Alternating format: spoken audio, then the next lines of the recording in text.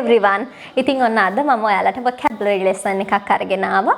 මම අද කතා කරන්න යන්නේ I'm sorry කියන වෙනුවට ඔයාලට භාවිතා කරන්න පුළුවන් different alternative phrases ගැන. ඇයි අපි I'm sorry කියන එක හොඳ නෑ කියලා කියන්නේ? හිතන්න ඔයාගේ අතින් ලොකු වැරද්දක් වුණා. ඇත්තටම ඔයාට කෙනෙක්ගෙන් සමාව ගන්න ඕන නම් ඔයා sorry කියලා විතරක් කියලා වැඩක් තියනවද? නැහැ. ඒ දේ ටිකක් elaborate කළා. ඔයාලගේ emotion එක elaborate කළා කියන්න ඕන. ඔයාලා මේක සිංහල භාෂාවෙදිම අපි උදාහරණයක් ගමුකෝ. හිතන්න ඔයා යාළුවගෙන් ලැප් එක ගත්තා. ලැප් එක ඉල්ල ගත්තා. හිතන්න ලැප් එක ඔයාගේ අතින් බිම් වැටිලා ලැප් එක කැඩුනා. ඊට පස්සේ ඔයා යාළුවට කියනවද? sorry මගේ අතින් මේක වුණා sorry. එහෙම කියනවද? නැහැ. ඔයාලා ටිකක් ඒක ඉමෝෂන් එක දැනෙන්න කියන්නේ නේ. අනේ කියනවා නේද? අනේ සමා වෙන්න. අනේ sorry මගේ අතින් ලැප් එක කැඩුනා මට සමා වෙන්න මං හිතලා කරේ නෑ. ඔය විදිහට කියනවා නේද? අන්න ඒ ඔයාලගේ ඉමෝෂන්ස් ඔයාලගේ හැඟීම් ඔයාලා එලැබරේට් කරලා කියනවා. ඉතින් ඔය දේ ඔය විදිහටම ඇප්ලයි වෙනවා ඉංග්‍රීසි ලැන්ග්වේජ් එකටත්. සමහර අවස්ථා තියෙනවා අපිට I'm sorry කිව්වහම ඇත්තටම මදි. අපේ තියෙන politeness එක අපේ තියෙන සමා වෙන්න කියන හැඟීම අපි හරි විදියට ප්‍රකාශ කරන්න ඕන අවස්ථා තියෙනවා. හිතන්න business context එකක්, formal situation එකක්. ඔයාලගේ boss ඉස්සරහා ඔයාලට කතා කරන්න වෙනවා. ඔයාගේ අතින් යම්කිසි වැරද්දක් වුණා. boss ඉස්සරහා ඔයාලට කියන්න පුළුවන් I'm sorry කියලා. මෙහෙමයි කියන්න පුළුවන්. නමුත් ඒක ටිකක් අර polite නෑ වගේ. හරි. එතකොට ඔයාලට මේ වගේ සිචුේෂන් එකකදී කියන්න පුළුවන් my apologies කියලා ඔයාලට කියන්න පුළුවන්. ඉතින් මේ my apologies කියන එක ඔයාලට formal situation එකකදී business context එකකදී භාවිතා කරන්න පුළුවන්. ඒ කියන්නේ ඔයාලගේ boss ඉස්සරහදී ඔයාලගේ job එකේ මේ විදිහට භාවිතා කරන්න පුළුවන්. තත්වෙන් වයසින් ටිකක් උසස් කෙනෙක් ඉස්සරහා මේ phrase එක භාවිතා කරන්න පුළුවන්. ඔයා පාසල් යන කෙනෙක් නම් ඔයාගේ ගුරුවරයා ඉස්සරහා ඔයාලට මේක භාවිතා කරන්න පුළුවන්. For example, I couldn't complete the project plan. My apologies. I couldn't complete the project plan.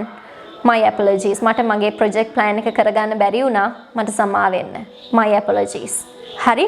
එතන අර I am sorry කියනවට වඩා අපේ තියෙන emotion එක embed වෙලා තියෙනවා. ඉතින් මේ විදිහට කියන්න පුළුවන් නම් ඔයාලට ගොඩක් වටිනවා. අපි තව phrase එකක් බලමු. අපිට කියන්න පුළුවන් pardon. එහෙමත් නැත්නම් pardon me. pardon කියන්නේ සමා වෙන්න. pardon me කිව්වොත් මට සමා වෙන්න. එහෙමත් නැත්නම් ඔයාලට තවත් polite වෙන්න ඕන කියලා හිතනවා නම් ඔයාලට කියන්න පුළුවන් I beg your pardon. මට සමා වෙන්න. I beg your pardon.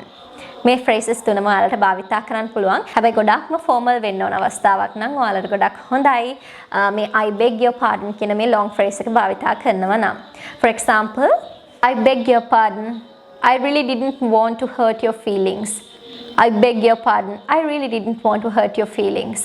ඇත්තටම මට සමා වෙන්න. ඇත්තටම මට ඕනුනේ නැහැ ඔයාගේ emotions වලට රිද්දන්න. ඔයාට රිද්දන්න. ඔයාගේ හැඟීම් වලට රිද්දන්න. ඇත්තටම මට එහෙම වමනාවක් තිබ්බේ නැහැ. මට අවශ්‍ය වුණේ නැහැ. ඊගාව alternative එක තමයි oops.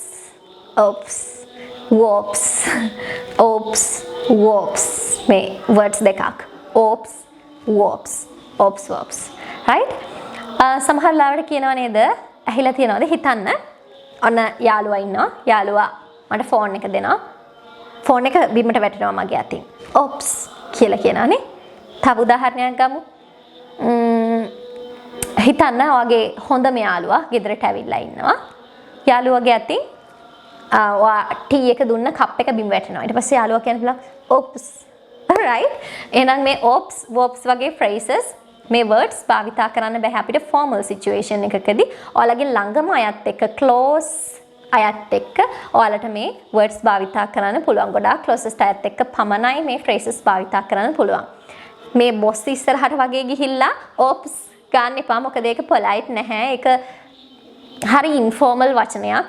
ඒ නිසා formal situations වලදී business meetings වලදී ඔය job එකකදී teacher ඉස්සරහා ඔය phrases භාවිතා කරන්න යන්න එපා.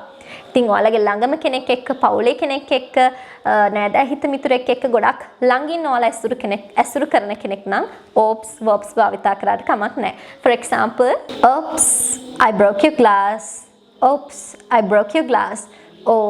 මම ඔයාගේ glass එක බින්දා. මගේ අතින් ඒක බිඳුණා. I broke your glass. oops. හරි. ඉතින් මේක ටිකක් අර exclamation එකක්. මේක exclamation එකක්. ඉතින් මේ exclamation එක භාවිතා කරනවා ඔයාලගේ ගොඩක්ම close අයත් එක්ක. ඒ වගේම ඔයාලට කියන්න පුළුවන් my bad. my bad. මේක ටිකක් තවත් අපි elaborate කරලා කියනවා නම් it's my bad. it's my bad. For example, it's my bad. I had to attend the meeting yesterday. ඒක මගේ වැරද්ද. මට ඊයේ තිබ්බ මීටින් එකකට සහභාගී වෙන්න තිබුණා. ඒ කියන්නේ බොස් ඉස්සරහට ගිහින් ඔයා කියනවා මට සමා වෙන්න මට ඊයේ තිබුණ මීටින් එකට සහභාගී වෙන්න තිබුණා. It's my bad. I know it's my bad. my bad. ඔය phrases තුනම ඔයාලට භාවිතා කරන්න පුළුවන්. ගොඩක්ම හොඳයි it's my bad කියන එක ඔයාලට භාවිතා කරන්න පුළුවන් නම් formal situation එකකදී ඔයාගේ boss ඉස්සරහා ඒ වගේ අවස්ථාවකදී ඔයාලට my bad කියන එක භාවිතා කරන්න පුළුවන්. අර සාමාන්‍යයෙන් informal situation එකකදී යාළුවොත් එක්ක වගේ my bad. I lost your book that you lent me. my bad. I lost your book that you lent me. මගේ අතින් ඔයා මට ණයට දුන්න පොත. ඔයා මට දුන්නු පොත මගේ අතින් නැති වුණා. my bad. ඒක මගේ වැරද්ද. I'm sorry. ඒ වගේම ඔයාලට කියන්න පුළුවන් I want to apologize. I want to apologize. ඉතින් ඔයාලට මේක connect කරලා want to කියන එක connect කරලා wanna කියලා කියන්න පුළුවන්. I wanna apologize. I wanna apologize. මට සමාව ඉල්ලන්න ඕන. I wanna apologize.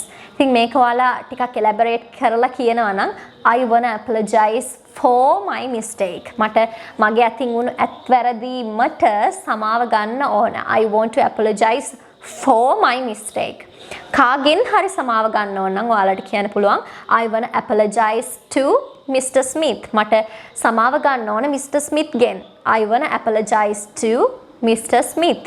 මට සමාව ගන්න ඕන Mr. Smith ගෙන්. එතන person කෙනෙක්. to කියන preposition එකට පස්සේ තමයි අපි person ගේ නම දාලා තියෙන්නේ. කලින් උදාහරණෙදී අපි I wanna apologize for my mistake. මගේ mistake එක සඳහා එතන person කෙනෙක් නෙමෙයි. මගෙන් සිද්ධ වුණු වැරද්දක්. එතන something මොනවා හරි දෙයක් තියෙනවා. ඉතින් ඒ දෙයට ඉස්සරහින් අපි for කියන preposition එක භාවිතා කරලා තියෙනවා. ඒ වගේම ඔයාලට කියන්න පුළුවන් I sincerely apologize. I sincerely apologize. ඇත්තටම අවංකවම මට සමා වෙන්න. I sincerely apologize. එතනදී ඔයාලගේ emotions ඔයාලා ගොඩාක් හැඟීම් බරව ප්‍රකාශ කිරීමක් එතනදී සිද්ධ වෙනවා. ඒ වගේම ඔයාලට කියන්න පුළුවන් I owe you an apology. මට ඔයාගෙන් සමාව ගන්න ඕන. I'm sorry කියන එකට තවත් alternative phrase එකක් තමයි I owe you an apology කියලා කියන්නේ. ඉතින් මේ phrases ඔයාලට භාවිතා කරන්න පුළුවන් I'm sorry වෙනුවට. ඉතින් I'm sorry කියලා කියන්නේ පාදින් පස්සේ situation එක බලලා ඔයාලා මේ phrases භාවිතා කරලා conversations වලදී communicate කරන්න. So guys, bye. I hope you enjoyed the lesson. Did you enjoy the lesson? Let me know in the comment section. Bye. Lots of love for you.